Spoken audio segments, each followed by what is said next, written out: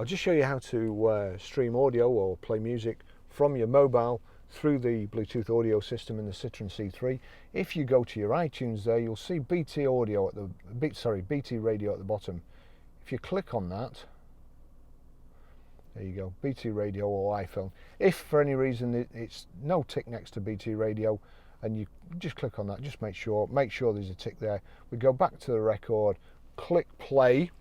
Now I've got this turned down here, but now we go to the radio and we need the source button. So click the source. So sorry, I need to turn it on first. So turn that down a little bit. Click the source button. It's showing input aux 1 there first of all. Click again. You may have to click that 2 or 3 times. It's showing there Sunday Go. Turn that up.